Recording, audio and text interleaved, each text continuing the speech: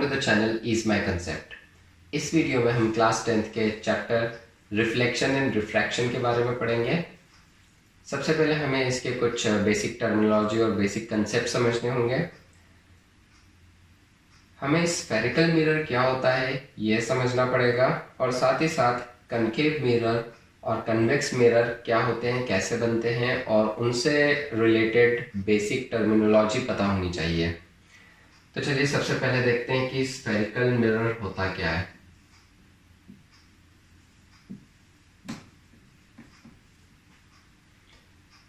Spherical mirror कांच का एक स्फेयर होगा, एक बॉल की तरह, जिसका या तो आउटर पार्ट रिफ्लेक्टिंग होगा। आउटर पार्ट रिफ्लेक्टिंग होगा इसका मतलब इसके अंदर का एरिया जो है वो पॉलिश्ड होगा। तो आउटर पार्ट रिफ्लेक्टिंग होगा, अगर कोई रेज आएगी तो आउटर पार्ट से रिफ्लेक्ट होकर जाएगी। या फिर वो ऐसा हो सकता है जिसका आउटर पार्ट पॉलिश्ड हो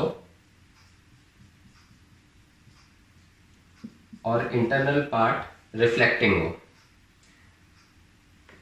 इसका इन दोनों स्फेयर का एक तो सेंटर होगा जिसे हम सेंटर ऑफ कर्वेचर कहते हैं। फिर सेंटर ऑफ कर्वेचर से पास होती हुई एक लाइन जिसे हम प्रिंसिपल एक्सिस बोलेंगे, PA, ये हमारा सेंटर ऑफ कर्वेचर हुआ। और ये जो पॉइंट है इसे पोल के कहेंगे।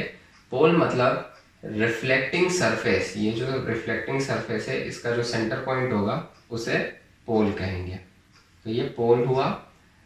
पोल और सेंटर ऑफ कर्वेचर के बीच का जो पार्ट है सेंटर पॉइंट, उसे फोकस कहेंगे। तो दोनों में ही फोकस होगा। अब यहाँ पर पोल, फोकस और सेंटर ऑफ कर्वेचर के बीच एक रिलेशन हो सकता है और ये जो डिस्टेंस होगा P से C का, इसे R कहेंगे, रेडियस ऑफ कर्वेचर। तो सबसे पहले हमारे पास कितने पार्ट हुए? P से पोल जो कि रिफ्लेक्टिंग सरफेस का सेंटर पॉइंट होगा, फिर C सेंटर ऑफ कर्वेचर, फिर F जो कि फोकस है, पोल और सेंटर के बीच का part, R radius of curvature,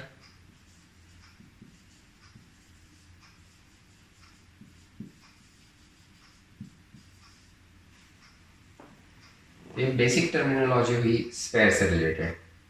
अब हम ये देखते हैं कि कनकेव मिरर और कन्वेक्स मिरर बनता कैसे है। अगर हम इस मिरर पे, इस स्फेयर को यहाँ से कट कर लें तो हमें इतना पार्ट मिल जाएगा। अब हम इसको अलग कर बना, तो अब हम देखते हैं कि कनकेव मिरर और कन्वेक्स मिरर इन स्फेयर से कैसे बनाया जाता है। हम इस ये वाला, फर्स्ट ऑफ ऑल हमारे पास ये वाला जो है ये कनकेव मिरर है और ये वाला कन्वेक्स है। फिलहाल ये स्फेयर है, मिरर नहीं है, ये पूरे स्फेरिकल बॉल है। हम इसे कट करेंगे यहाँ से और इतना पार्ट हम अलग कर लेंगे तो ये कुछ इस तरह से बनेगा। ये हमारा पॉलिश सरफेस है और अंदर की तरफ वाला रिफ्लेक्टिंग है। इसके बीच से ये प्रिंसिपल एक्सिस वाली लाइन जा रही है, ये C हुआ पॉइंट, ये F हुआ और ये वाला पॉइंट P हुआ और ये हमारी प्रिंसिपल एक्सिस है। इसी तरह से हम जब इस स्फेयर का ये पार्ट कट कर लेंगे तो हमें कुछ इस तरह से मिलेगा। इसका इंटरनल पार्ट पॉलिश्ड होगा और बाहर वाला पार्ट रिफ्लेक्टिंग होगा। यहाँ पर भी हमें वही पॉइंट मिलेंगे, फोकस और सेंटर ऑफ कर्वेचर और ये पोल।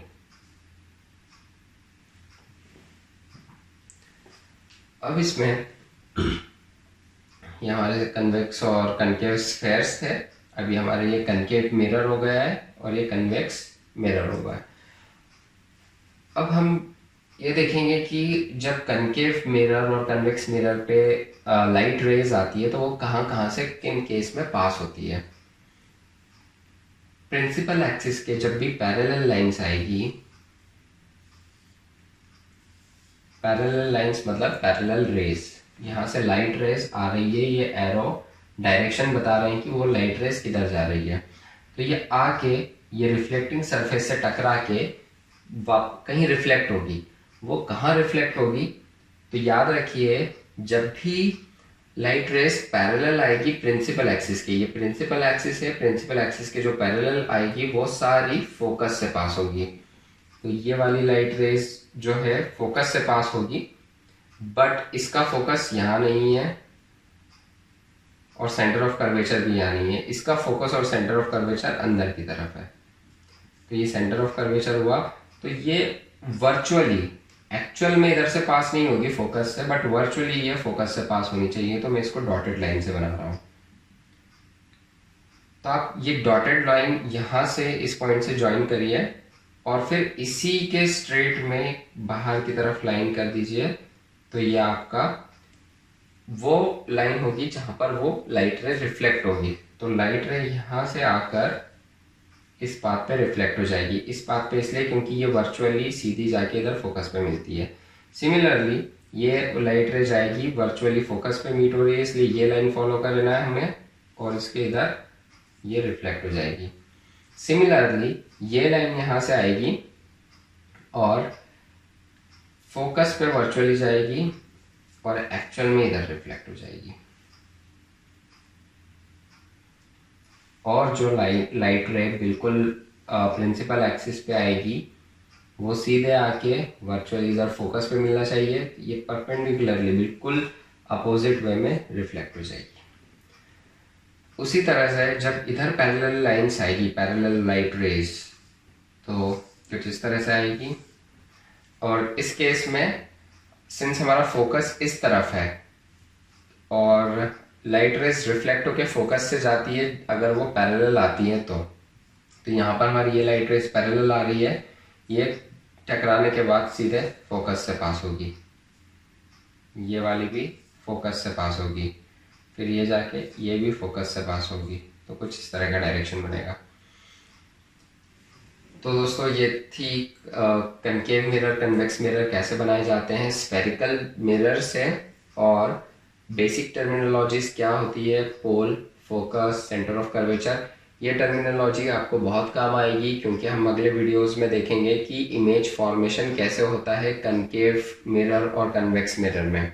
इसलिए ये समझना बहुत ज़रूरी है कि जब लाइट रेस आती है पैरेलल आएगी तो कहाँ जाएगी, किधर से पास होगी, और कनकेव मिरर और कन्वेक्स मिरर क्या कौन कौन से होते हैं, और फोकस और सेंटर ऑफ कर्वेचर इनके बीच का डिस्टेंस क्या होता है, इसको कैसे बनाया जाता है। तो जब भी आप ड्रॉ करें तो प्रोटेक्टर यूज़ करके आप सेमी स्फेयर बना सकते हैं और उसका सेंटर पॉइंट लें और सेंटर पॉइंट का फिर हाफ करके, सेंटर पॉइंट और पोल का हाफ करके फोकस लें।